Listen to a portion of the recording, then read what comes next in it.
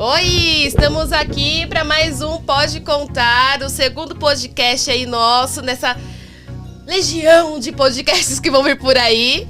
Meu nome é Cindy, sou gerente de relacionamento da Confirp e estou aqui com o senhor Richard Domingos, diretor executivo da Confirp, para mais um tema super bacana aí, que a gente vai falar hoje, que é sobre, entenda o que mudou na legislação do home office, aquela loucura do home office, que desde a pandemia tá aquele negócio... Eu posso ficar? Não posso ficar? Posso trabalhar? Não posso trabalhar? O que rege esse home office aqui, né? E para falar sobre esse assunto, nada melhor do que o Dr. Ribeiro e a Cris Yara, que é a nossa gestora aí de RH da Confirp e nosso RH humano e estratégico, que vai falar um pouquinho aí pra gente o que é, o que mudou e o que é o home office, o que ele vai ser. E aí eu queria entender um pouquinho de vocês, o que mudou nessa lei, o que tá regendo agora essa lei do home office. Não mudou quase nada. Na verdade, o home office começou lá no início da pandemia, em 2020, até então, a época, né? Foi um tal de pessoal pegar notebook, desktop, tudo que tinha, leva para casa e vai trabalhar em casa.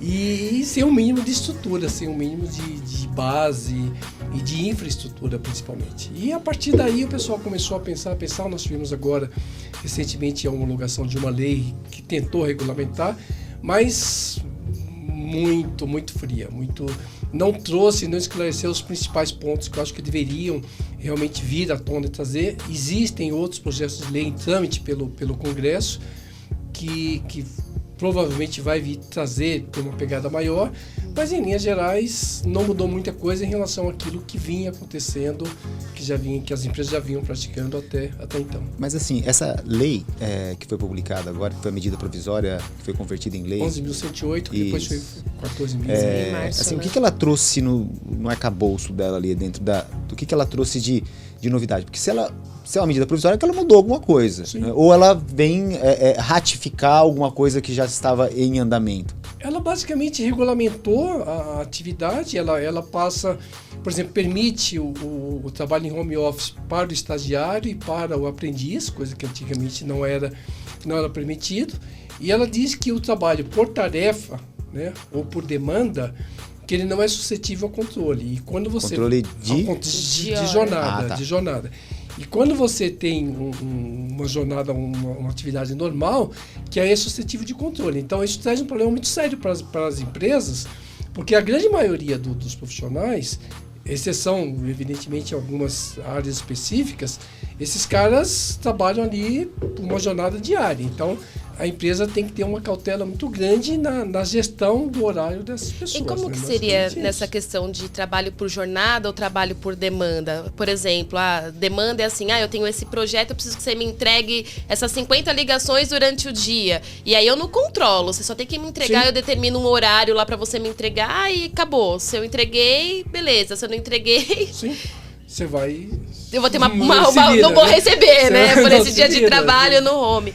E aí, mas como é que funcionaria por jornada? Como é que seria isso? Porque a demanda, eu tenho ali um processo que eu tenho que concluir. E a jornada? Eu vou determinar um horário de trabalho? Você inicia às 8, vai até às 18h17, faz lá o intervalo para refeição e você loga, né? Você acessou a tua máquina, você loga, login, logout, intervalo para refeição, e naquele período você tem que estar à disposição da empresa. O simples login, logout significa o controle da jornada? Ou existem sistemas softwares hoje que as empresas podem ter para controlar isso? Porque isso é muito relativo. Eu posso fazer o login às 8 horas da manhã e lavar roupa.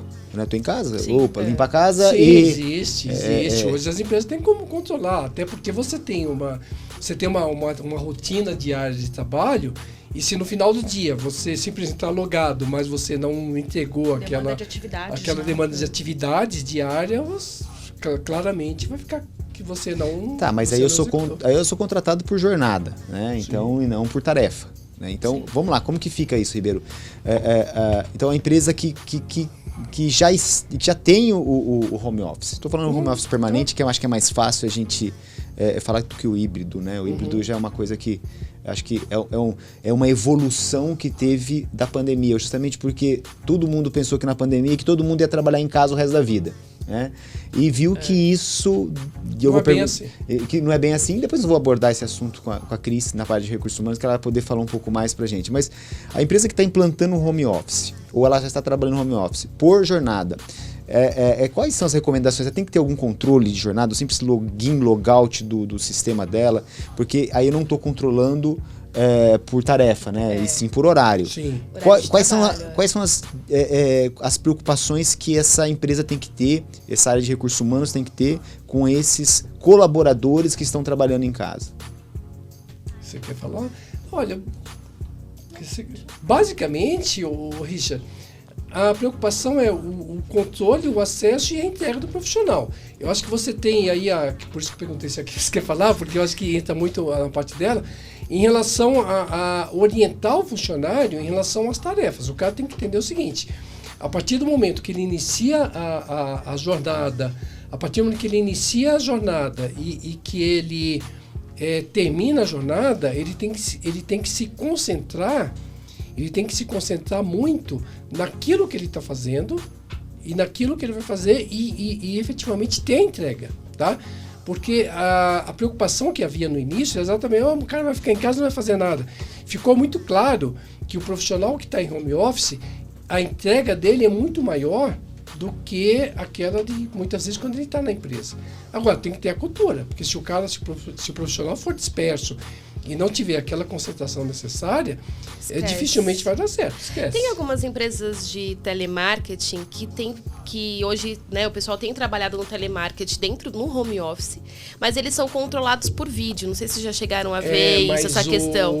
E é isso que eu queria entender. Isso pode? Você vai ficar vigiando a pessoa o dia inteiro para saber se ela está na frente do computador, né? Atendendo o telefone. Esquece, o telemarketing... Não dá ideia para ele, não.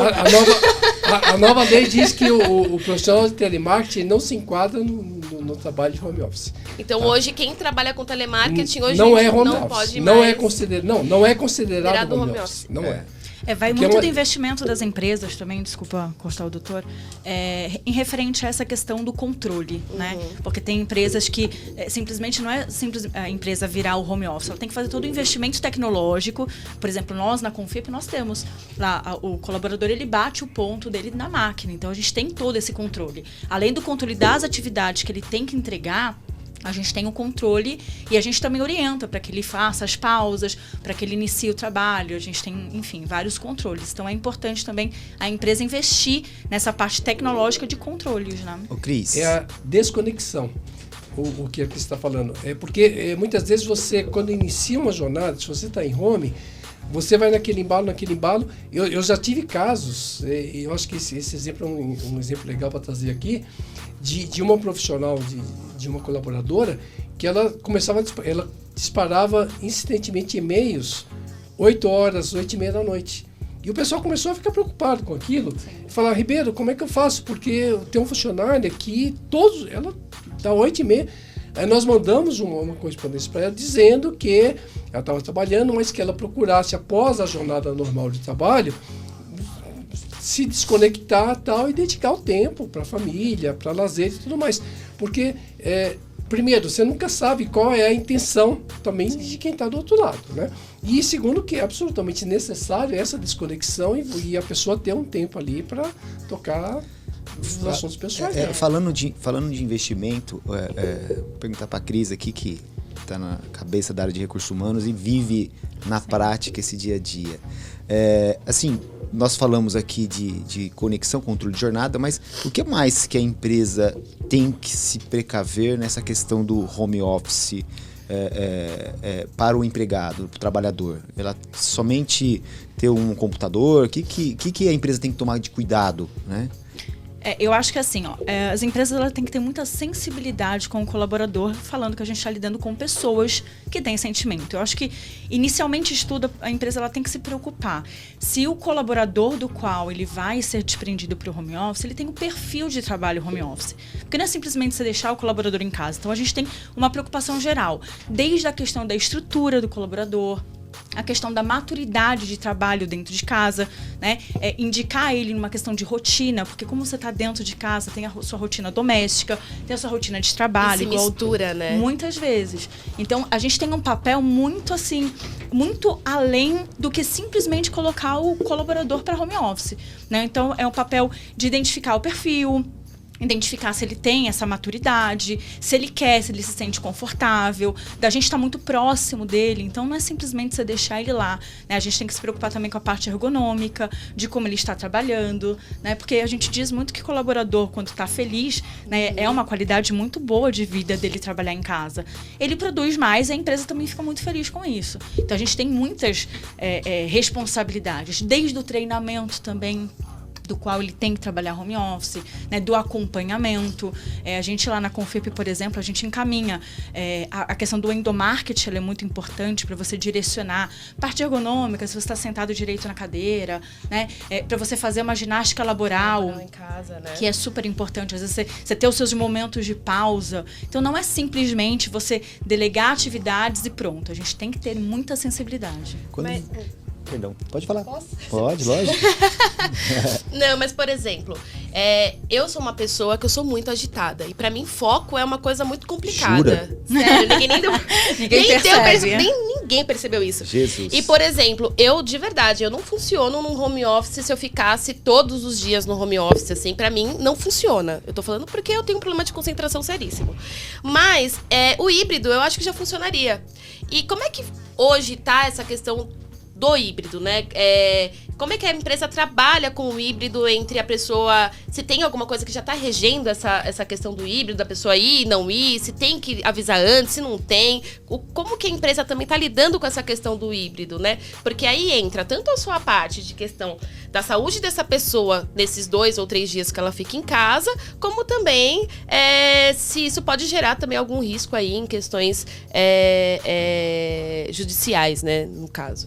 No início do home office, né, quando a gente teve lá o início da pandemia, trabalhar em casa foi um grande medo. Todo mundo, como é que vai ser? Como é que eu vou fazer? Com criança em casa. Exatamente. Isso hoje virou uma tendência. Hoje, até nas nossas contratações, as pessoas já condicionam num processo de recrutamento e seleção, já que, olha, eu quero trabalhar híbrido, eu quero trabalhar em casa. Mas eu acho que tem muito aquém ao sentimento da empresa, identificar realmente, eu sempre bato na questão do perfil. Nós tivemos aí colaboradores na época que voltamos da pandemia, a gente tem todo um projeto dentro da empresa de análise, deixamos uma quantidade de home office, mas a gente identificou, e aí a proximidade que a gente tem que ter entre gestor, RH e empresa com esse colaborador. Que pessoas se deram muito bem no home office. Trabalho e a produtividade assim, aumentou em nível e escala muito grande. Mas tem pessoas que criaram problemas psicológicos, porque o afastamento social, do dia a dia, né, social criou uma depressão, uma ansiedade. Então, hoje o híbrido veio para nos ajudar, né, a ter essa flexibilidade, porque como colocar a cultura da empresa numa pessoa que está 100% em casa? É difícil, né? Muito. Como Por isso que a gente tem que ser... Eu lá no no auge da pandemia, eu colocava exatamente isso, que não vai ser nem 100% home, nem 100% exatamente presencial. Vai ser a tendência é um sistema híbrido. E se você perceber hoje, o pessoal tem dito que as segundas e sextas-feiras, que o trânsito era mais pesado, hoje são os dias que está menor. Porque as pessoas, segunda e sexta-feira, têm adotado, têm tirado para ficar em home, sim, ou no dia do rodízio, enfim. Então, é uma tendência clara e, de certa forma, o novo texto também trouxe exatamente isso. Se o sistema pode ser o trabalho, o teletrabalho ou o home office, ele pode ser híbrido, isso pode ser acordado de forma, sim, híbrida, exatamente para você ter aí esse meio termo, né? Quando a gente fala de home office, a gente estende um pedaço da empresa para dentro da casa do colaborador, né? A empresa ela tem que se preocupar com algumas coisas, por exemplo, não só o local adequado, mas tem outras questões estruturais que a empresa responde. Esse empregado ele pode contrair uma doença do trabalho trabalhando em casa, seja no modelo híbrido, seja no modelo home office permanente, seja no modelo normal, trabalho presencial. Então, como que, Cris, a gente conseguiu resolver isso? Como que a gente tem que se preocupar com essas situações, né? O que o empresário, olhando essa situação, tem que fazer para não trazer um problema futuro? Porque a doença ela vai se desenvolvendo ao longo do tempo. Sim. né? Seja de vista, seja de qualquer tipo de lesão por esforços repetitivos, seja postural, seja qual for, né? O que a empresa tem que tomar de cuidado nesses novos regimes de trabalho? Então, a gente parte do suposto que a gente não pode simplesmente abandonar o colaborador lá em home office. A gente tem todo um trabalho que é feito por trás, desde de identificar o perfil, de verificar a estrutura, de fazer o acompanhamento com que ele faça se sentir parte da empresa, né, de criar reuniões, criar festas, criar cafés motivacionais. Então, a gente tem todo um processo que a gente tem que fazer por trás. Fora do que o endomarketing também é super importante, né? Do RH estar próximo, por exemplo, eu faço ligações de vídeo às pessoas. As pessoas sabem que quando eu vou ligar, bom dia! Eu ligo para as pessoas, até porque eu faço mapeamento em reuniões, em treinamentos que a gente faz valer com que eles abram as câmeras da empresa, né? As câmeras para fazer um treinamento, para fazer qualquer tipo de reunião, até porque a gente também mapeia como as pessoas estão. Eu, por exemplo, conheço todos os colaboradores da Confirp. Se eu passo numa ronda de RH para dar bom dia pro pessoal, eu olho o rostinho deles, eu sei como é que cada um está. Você faz e viatura? Via vídeo, eu vou de viatura, eu faço a minha ronda. Eu falo que a minha ronda é de bom Ninguém nem sabe dia. que ela tá chegando. Ninguém sabe. Dá bom dia para as pessoas, né? Então, assim, essa parte humana é muito desafio para o nosso RH, assim. A gente tem que estar muito próximo às pessoas para fazer toda essa análise. E até para que as pessoas também se sintam muito parte da empresa, né? Se sintam lá jogadas, abandonadas. Essa questão mais de RH, eu entendi. Mas a minha pergunta foi muito mais focada na questão estrutural, condição de trabalho, né? É óbvio, quando uma empresa tem o trabalho presencial, ela tem que se preocupar com uma série de normas regulamentadoras do trabalho. Se a iluminação está boa, se a mesa está boa, se a cadeira é adequada, se o monitor está na altura correta, se o teclado está correto, se tem condições de... os pés estão pisando no chão direitinho. Então, quer dizer, a empresa ela é laudada, ou deveria ser, ter as suas instalações voltadas à saúde, para cumprimento das normas regulamentadoras do trabalho, para zelar pela saúde do seu colaborador. Em casa, o empregado trabalha onde ele quiser, como ele quiser. Como que a empresa vai determinar algo lá dentro? Ela tem responsabilidade? Se essa pessoa contrair uma doença do trabalho lá, a empresa tem responsabilidade? Já vou engatilhar também o Ribeiro, né, na questão da parte mais jurídica. Como que a empresa tem que fazer, Cris? No caso, eu vou colocar a nossa empresa, né, Confirp, que a gente fez aí todo esse processo. Antes da gente identificar o perfil, a gente faz toda uma análise do que ele tem de estrutura e nós, como empresa, determinamos o que é mínimo, né, aceitável para que você coloque um colaborador home office. Então, tem uma questão de internet, porque como ele acessa as questões da empresa, ele tem que ter uma internet no mínimo de 15 gigas, o computador dele tem que ter uma velocidade, então a gente faz essa análise. Ele estando dentro do que a gente entende como mínimo considerado, o próximo passo é a parte do treinamento.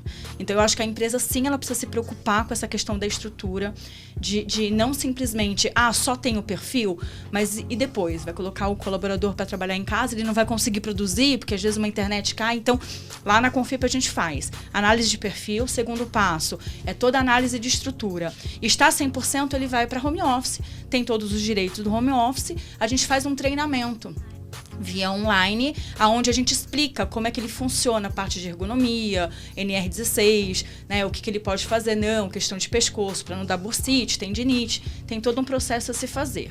E depois a gente encaminha, no nosso caso, a gente determinou pensando nessa sensibilidade de cuidado com o colaborador, de laudar o ambiente dele. Então a gente faz com que o técnico do trabalho, técnico de segurança do trabalho, ele faz uma visita.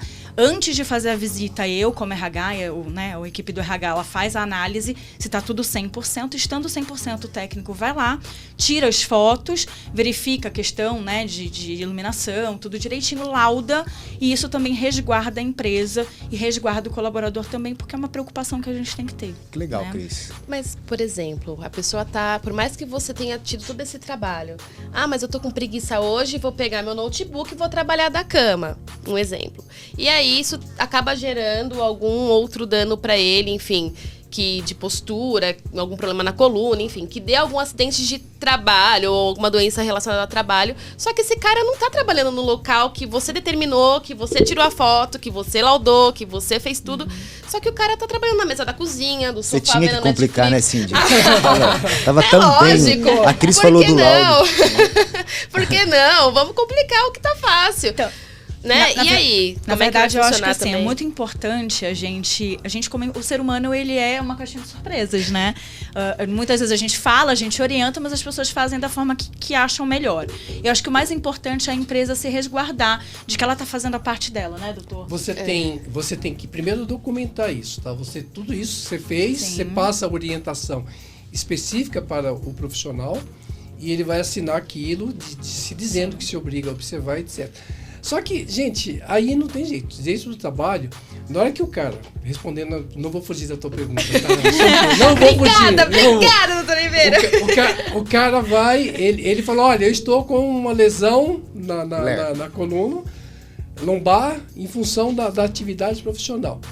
Se ele judicializar essa questão, o juiz vai nomear um perito, e o perito vai. Aí você pode ter 500 laudos, mas o perito vai fazer a avaliação do ambiente e aí ele vai considerar o ambiente de trabalho, a estrutura que ele tem e não a cama do cara. Exatamente. Porque se ele falar, não, eu trabalhava na minha cama, eu falo, peraí, meu amigo, não vale. Você tem uma cadeira aqui super confortável e você vai trabalhar na cama.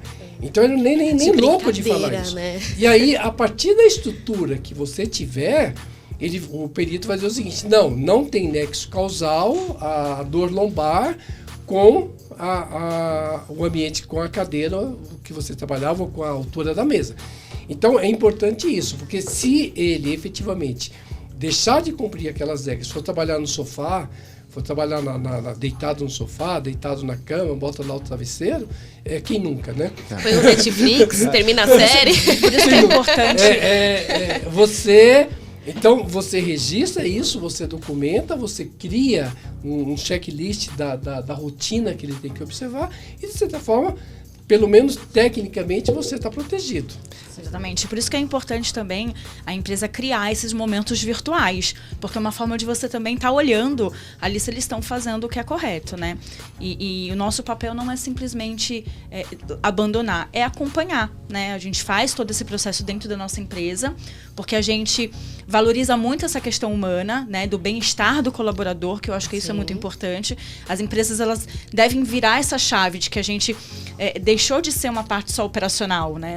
É claro que eu estou preocupada com a entrega do trabalho, mas eu estou lidando com pessoas, eu estou lidando ali com o sentimento, com o dia a dia. O home office, eu estou colocando ele para ele ter uma melhor qualidade de vida, às vezes para não demorar 2 ou 3 horas para vir para o trabalho. Então, a gente tem toda essa responsabilidade para ter para essa questão de laudos, inclusive para os funcionários que trabalham no regime híbrido, é fundamental? Não é mandatório. Você laudar a residência do profissional não é mandatório. O que é obrigatório que você deve fazer é orientar de forma clara, de forma ostensiva, a rotina que ele deve seguir. Obviamente, se você tiver um laudo, melhor, né? Você tem um plus, você tem uma situação Resguardo, infinitamente mais, você tem um resguardo muito maior. Agora, é obrigatório? Não é. Você não pode ir na casa do cara e falar, vou checar... Assim, não falando da parte de recursos humanos, mas as empresas também têm que tomar um cuidado especial também com a parte tecnológica, né? Eu tenho visto muitas empresas terem problemas referente a acesso, invasão por hackers, vírus, né? Porque a partir do momento que esse funcionário está trabalhando num equipamento dele, ele acessa o que quer, né? Ao conectar a rede da empresa, se a empresa não tiver uma proteção muito grande dos seus arquivos e servidores, esse pode trazer um problema também na questão de segurança do sistema de informação, né? A gente cai exatamente numa outra linha que é uma coisa que a nova lei também não regulamenta e não trouxe, que é a questão do fornecimento dos equipamentos, do ferramental necessário. Então você imagina o seguinte, a empresa fala, você vai trabalhar em home office, e aí, você vai ser obrigado a custear sua internet, sua energia? Não. Ou sua máquina. Eu recomendo fortemente que se você vai colocar disponibilizar um funcionário para trabalhar de forma remota, que você disponibilize o notebook, o equipamento para a empresa, porque passa a ser um equipamento da empresa, ele passa a ter aquele equipamento incomodado, e aí você pode cobrar e pode registrar que ele não pode acessar esse site, esse, aquele, ter aquele, controle sobre aquilo, então você né? passa a ter um controle sobre o equipamento. Ao passar o equipamento é dele, que é exatamente o que você falou. Ele vai acessar os sites que ele bem entender, a hora que ele quiser e tudo mais. Cheio Então, de acho que vidas, Você falou uma coisa importante agora, Ribeiro, referente a essas despesas residenciais, né? Assim, por exemplo, energia elétrica. A partir do momento que eu estou trabalhando em casa, estou consumindo energia elétrica, né? Eu estou consumindo água, eu estou consumindo internet, né? Apesar que hoje ninguém vive sem internet, enfim, isso geralmente são valores fixos. Apesar de eu trazer eu afastar algumas despesas da empresa, essa despesa acarretar em cima do empregado, a empresa tem alguma responsabilidade legal sobre isso? Como que vocês estão vendo isso na questão jurídica? outra lacuna que a lei que a lei deixou, que ela não abordou. Ela deveria abordar de forma mais clara. Ela diz que as despesas com o trabalho têm que ser negociadas entre as partes. Eu recomendo que normalmente você pegue um valor, porque você pega hoje uma internet, não é um custo de 100, 200 reais, você tem uma boa internet, né? Você tem uma boa conexão. Se você falar, vou te reembolsar 100, 200 reais, 150 reais para despesas com energia elétrica e internet, né? Porque a energia elétrica, na verdade, é a conexão do aparelho, o resto é um consumo normal. Eu acho que o principal ponto é realmente a conexão da internet. Então, estabelecer um valor aí e reembolsar para o cara, até porque isso não é incorporado ao salário. Então, é bem tranquilo. Falando em extensão de trabalho, né? Se esse funcionário durante o horário de trabalho se acidentar, pisar num tapete lá e escorregar, cair, quebrar o braço, alguma coisa, isso é caracterizado acidente de trabalho? Com certeza. Ele está no ambiente de trabalho. Você está de brincadeira comigo? Não, como assim? Tá de brincadeira, 01? Por isso a preocupação que a gente tem que Eu ter. posso piorar um pouquinho a pergunta? Não, pode. E se esse cara aí tá de... Pode Vamos dar uma apimentar esquentada nessa mais. pergunta? Mas vamos supor, esse cara, além de estar em home office, ele resolveu fazer o home office dele lá na praia. Supor, foi lá pro litoral norte. Foi atravessar, sei lá, a rua e foi atropelado lá em Ubatuba. Fazendo home office, também é considerado acidente de trabalho? Eu tenho responsabilidade sobre isso também? Tem, em tese tem. Porque entenda o seguinte, o tempo à disposição da empresa, evidentemente, você tem... A gente pode diferenciar aí o home office e o teletrabalho. O home office, normalmente, é aquele que o trabalho é prestado preponderantemente no âmbito da residência. Tá. E o teletrabalho é o nômade, o cara que está aqui, que está na praia, que está Trabalha em qualquer na Argentina, que está na Europa. Enfim, Esse aí tá não em dá para qualquer laudar lugar. ele de jeito nenhum, né? Não dá, exatamente. Só se a gente contratar um técnico de trabalho, vai ficar junto com ele. Aonde Não, ele mas- for abrigar o micro, ele... Mas o Difícil. que vai acontecer? Aquele acidente tradicional, o cara torceu o pé, está trabalhando, torceu o pé. Tá? Não tem jeito. Eu vou até te responder com outra provocação, tá? Aquele profissional que domingo vai jogar bola, torce o pé, e aí ele desce o pé no médico de segunda, fala que estava indo para o trabalho e torceu o pé. Isso acontece. Eu já tive casos que Não acontecem. dá ideia pra dois. Eu nem jogo bola, mas domingo eu vou estar jogando. Ou foi pra balada. Vamos dizer que foi pra balada. Ih, difícil. Então veja. Mas, voltando aqui ao tema.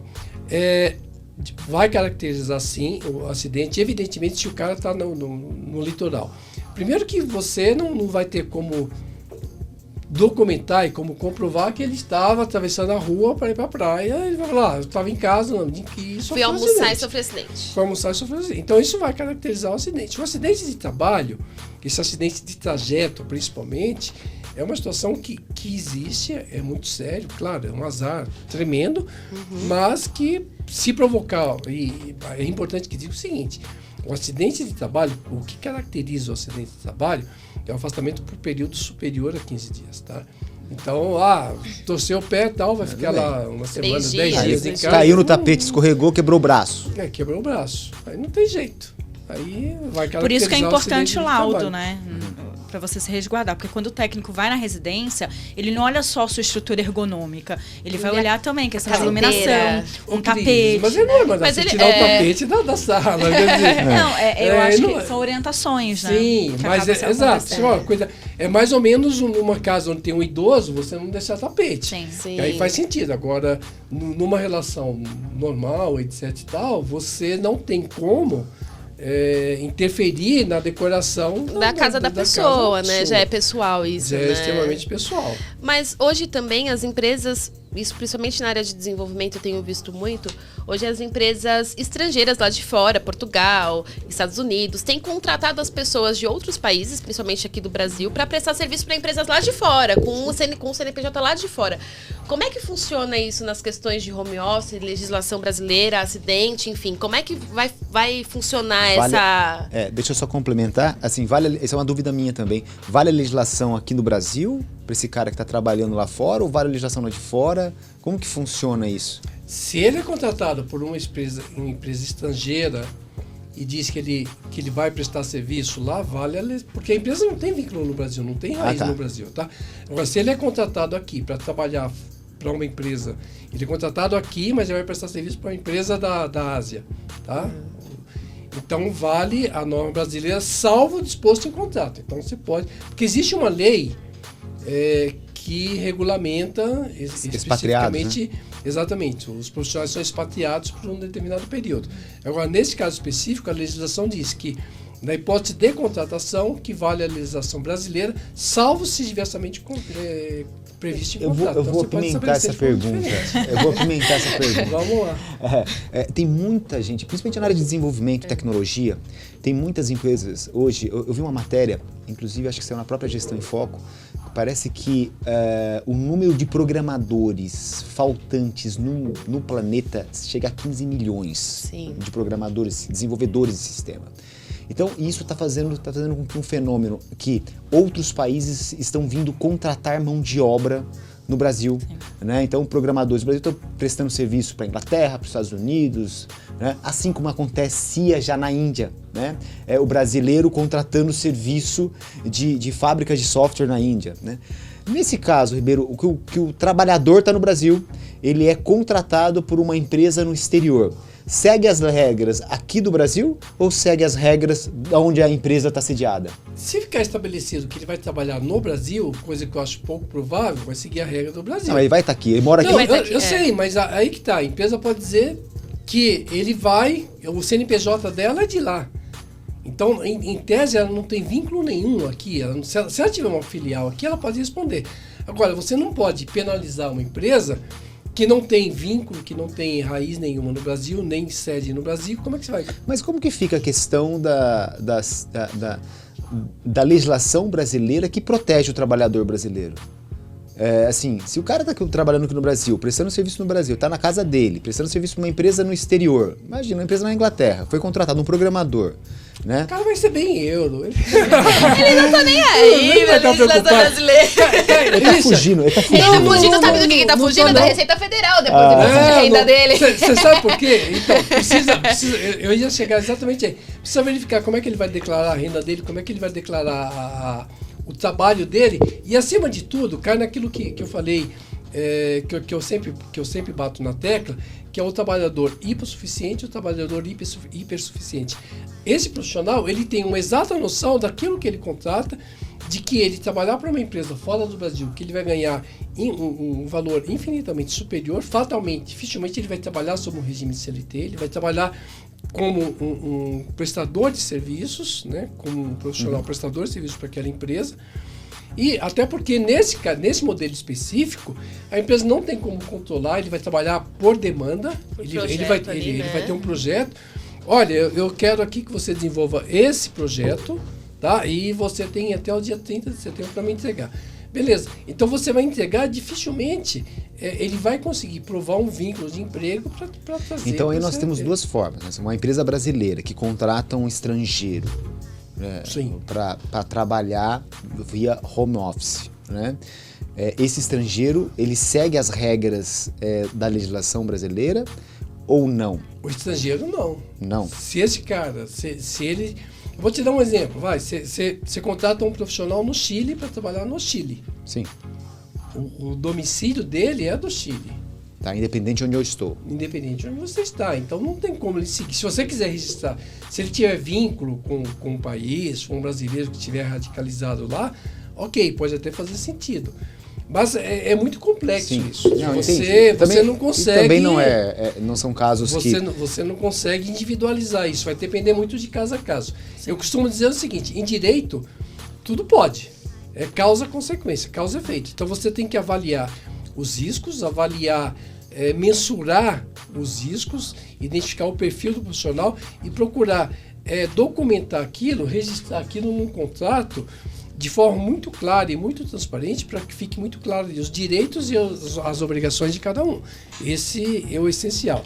Coisa que pouca gente consegue fazer. O que a Cris colocou aqui é de suma importância, porque muitas vezes você fiscaliza, você tem todo um procedimento de trabalho que é brilhante, só que você não registra aquilo, você não formaliza aquela relação.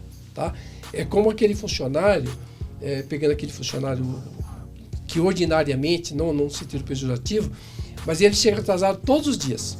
Ele tem um horário, uma jornada inicial, e ele chega atrasado. Segunda, terça, quarta, quinta, sexta-feira, você fala, de novo, fulano, de novo. E você nunca adverte o cara. Aí um dia você que se cansa daquilo, fala, quer saber? Você está demitido por justa causa. Tá me olhando por quê? Não entendi. Não entendi. Se você não formalizou aquela relação, você vai perder a ação. Por quê? Porque você não tem nenhum registro. Ao passo que se você tiver todas as advertências, toda aquela formalização dos atrasos... É o respaldo, né? O respaldo, vai chegar uma hora e falar, de fato não tem como. Cada em 30 dias, em 20 dias no mês, 22 dias úteis, ele chegou 10 dias atrasado, não dá para manter o contrato. Sim. Então, quando você documenta o fato, lá na frente, pode ser de vital importância para você. Eu acho que nós passamos um pouco correndo sobre um ponto importante, que é a questão legal aí, da questão da formalização. O empregado, então, só voltando um pouco agora nas formalidades, né? A Cris falou referente à estrutura de laudos. A partir do momento que eu tomo a decisão de levar um empregado, um colaborador para trabalhar na sua residência, seja de forma híbrida ou home office, isso tem que ser feito via... Eu tenho que fazer um contrato. Eu faço um aditivo ao contrato. E tem um período que esse empregado, que eu tenho que comunicar para ele montar a estrutura, ou tem que ser na hora que eu quero, e o retorno também segue o mesmo procedimento? Normalmente 15 dias. Você, claro, pode ser menos ou mais se você acordar com o cara, mas via de regra 15 dias e você pode convocar também a qualquer tempo. Você pode estabelecer, se for híbrido, que você vai colocar, que ele vai ficar 2 e 3 ou 3 e 2, ou enfim, você vai estabelecer a forma em contrato e aí vai aproveitar para inserir todas aquelas normas e obrigações que a Cris já colocou. Tudo que você contratar, que você ajustar com o profissional, registra. Isso, doutor, desculpa interromper, mas acho que isso é muito importante a gente ressaltar isso, porque numa virada de chave para um home office, as pessoas esquecem dos detalhes. Então, por exemplo, você está trabalhando no home office, eu fiz toda a questão de analisar o perfil, de estrutura, mas, de repente, a internet do colaborador da pane, o computador da pane. Como é que vai acontecer? Como acabou é que trabalha? Então, se eu tiver muito bem determinado em contrato de trabalho, olha... No caso de falta de energia, falta de internet, você deve ir comparecer às dependências da empresa, né? Eu tenho que deixar isso muito claro nessa legal. Virada, né? E as empresas, elas estão... Tem muitas empresas que não estão nem preocupadas com essa parte mais de olhar a questão humana da virada de chave. Tem gente que joga home office ou dá um computador e não está preocupado como a pessoa vai trabalhar, como não vai trabalhar. Por isso que é super importante, suma importância a parte do relacionamento humano do RH dentro da empresa, relacionamento de gestão, né, da empresa estar bem próxima a tudo isso. Uhum. E olhar essas lacunas, porque tudo que é combinado não sai caro. Né? Falando em combinado, Ribeiro, fechei o acordo com o funcionário, ele vai trabalhar home office ou híbrido, legal, maravilhoso. Naquele momento era conveniente para as duas partes, só que o cenário mudou, a empresa precisa dessa pessoa presencialmente, o acordo, o contrato, ele é bilateral, ele tem as duas partes. Nós fizemos um acordo naquele momento, só que devido a uma situação momentânea na empresa, mudou-se o cenário. Eu preciso dessa pessoa full-time presencial. Esse funcionário, aquele acordo que eu tinha feito, a partir do momento que eu fiz o comunicado de 15 dias, e esse funcionário falou, se recusar a voltar presencial, assim, lógico, depois de ter tomado todos os diálogos, olha, não é vantagem para mim, não quero, o funcionário acaba não voltando. Que a empresa pode fazer alguma coisa? Isso é uma rescisão por justa causa? Sim, porque ele tem a obrigação. Você pode, o contrato, a legislação é muito clara, como diz que você pode, contrato você pode reverter para o trabalho presencial mediante o comunicado prévio. Então, se você isso cabe à empresa. Cabe à empresa, é uma prerrogativa da empresa. A partir do momento que você notifica, informa o profissional e ele se recusa, automaticamente você pode sim rescindir o contrato, porque houve uma recusa. Isso equivale mais ou menos ao período de férias. Quem estabelece período de férias é a empresa. Então o empregado não pode chegar e falar, não, eu quero porque quero tirar férias no mês de setembro. Olha, sinto muito, mas quero tirar férias, pegando o caso da Confirp aí, o cara que trabalha na área contábil lá, imposto de renda, eu quero tirar férias em março, abril. Eu falo, não, impossível, entendeu? Você está aqui com um mês que eu mais preciso de você, não vai tirar. Não, mas não dá. Então, isso tem que ser previamente combinado, acordado. Você tem um profissional que de repente programou uma viagem dos sonhos para... Então, vai lá e conversa antes, fala, fulano, olha, eu preciso viajar, preciso disso. Eu acho que tudo, o que eles colocou, essa é legal, muito, muito legal a visão do pessoal do RH, porque é você entender, não eu quero porque quero, tá? É você entender a demanda do funcionário e dizer para ele ao mesmo tempo, olha, não pode em função disso, não pode em função daquilo. Você dá o argumento e mostrar para a pessoa por que não pode, ou por que pode, ou por que nesse momento não pode. É a questão da sensibilidade com pessoas, né? Total. Falando de RH, eu acho que é um ponto fundamental nessa relação. O papel do RH para as empresas que implementam o home office, seja ele por meio híbrido, seja ele permanente, né? Ele muda o esforço do RH para estar dentro desse ambiente, novo ambiente de trabalho do empregado, ele aumenta muito. Sim. E Cris, e olhando isso, esse distanciamento, a pandemia mostrou pra gente que o home office permanente, ele derruba essa conexão com a empresa. E como que a empresa tem que fazer para fechar essa conta, para fazer com que isso seja positivo? Manter esse funcionário home office, mas ele conectado com as políticas da empresa. Essa é a minha última pergunta, porque o nosso tempo está se deixar, a gente fala o dia inteiro. Não, afinal de contas, é um assunto que para 5 horas de podcast. Então, eu acho que a gente tem um papel muito importante quanto a exatamente a questão da cultura da empresa, né? Em fazer um colaborador que está na casa dele fazer parte da empresa. Então, é criar momentos virtuais, criar cafés motivacionais, treinamentos, criar momentos. Um exemplo, dentro da Confirp, nós temos a área do Grêmio Recreativo, do qual eu sou a presidente do Grêmio, né, que a gente criou um Grêmio dentro da empresa, onde a gente arrecada aí um X, né, dos colaboradores e a gente faz festas, a gente movimenta situações para que a gente mantenha esse vínculo, essa interação entre as pessoas. Então a gente tem vários papéis fundamentais, principalmente com a sensibilidade de estar acalentando, né, e que as pessoas não se sintam aí abandonados e longe da nossa organização. Então, só para encerrar, já que o RH da minha empresa está aqui, meu diretor executivo está aqui. Humana, vai. Amanhã eu estou de home office, tá bom? Até sexta-feira, talvez. Eu vou pensar no seu caso, eu vou analisar. Você tem 15 dias para pedir isso. Bom, gente, eu queria agradecer vocês, a presença de todos vocês. O papo foi muito gostoso, um papo extenso, né? Se deixasse, a gente ficaria aqui até amanhã. O dia inteiro aqui. Gostaria de reforçar para vocês nos acompanharem aí nas redes sociais, Instagram, LinkedIn, Facebook, YouTube.